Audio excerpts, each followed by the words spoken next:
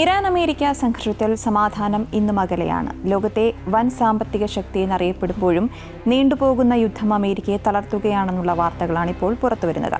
American സൈന്യത്തിന്റെ പ്രധാന ആയുധമായ interceptor മിസൈലുകളുടെ കടുത്ത ക്ഷാമം സൈന്യം നേരിടുന്നതായാണ് ഇപ്പോൾ പുറത്തുവരുന്ന റിപ്പോർട്ടുകൾ.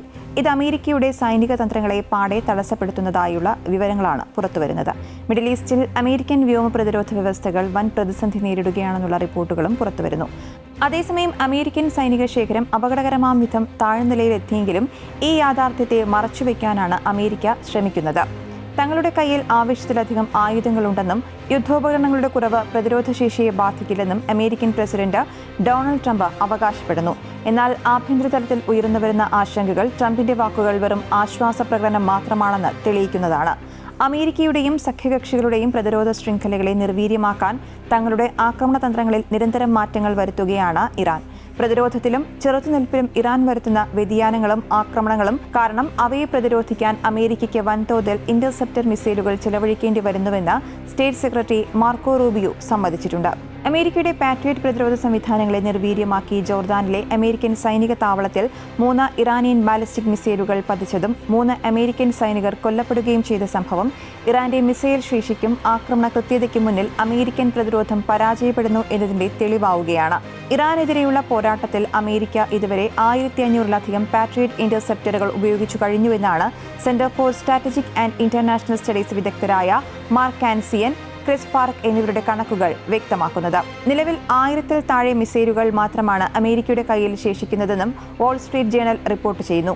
അമേരിക്കയ്ക്ക് പുറമെ ഗൾഫ് മേഖലയിലെ അവരുടെ സഖ്യകക്ഷികളും സമാനമായ ആയുധക്ഷാമം നേരിടുന്നതായും സൂചനയുണ്ട്. ഇറാന്റെ ഡ്രോൺ മിസൈൽ ആക്രമണങ്ങളെ പ്രതിരോധിക്കാൻ സ്വന്തം വ്യോമ പ്രതിരോധ ശേഖരത്തിന്റെ വലിയൊരു ഭാഗം ഗൾഫ് രാജ്യങ്ങൾക്ക് ചെലവഴിക്കേണ്ടി വന്നതും അമേരിക്കയ്ക്കുള്ളിൽ വലിയ ആശങ്ക സൃഷ്ടിച്ചിട്ടുണ്ട്.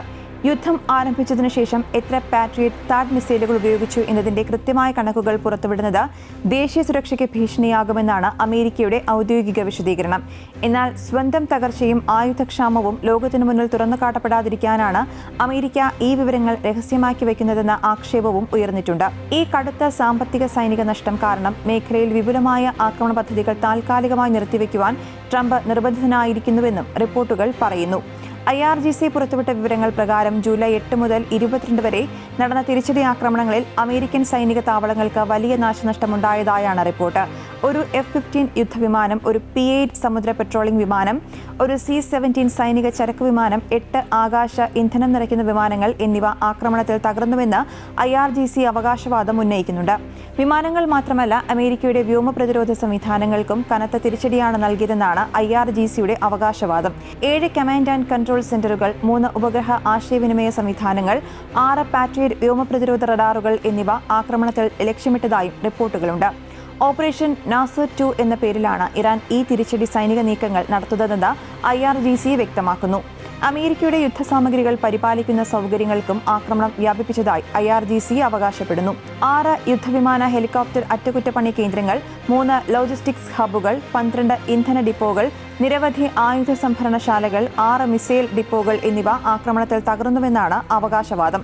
കപ്പലുകൾക്കും വിമാനങ്ങൾക്കുമായി സൂക്ഷിച്ചിരുന്ന സ്പെയർ പാർട്സ് കേന്ദ്രങ്ങളും ലക്ഷ്യമിട്ടതായും അവർ കൂട്ടിച്ചേർത്തു.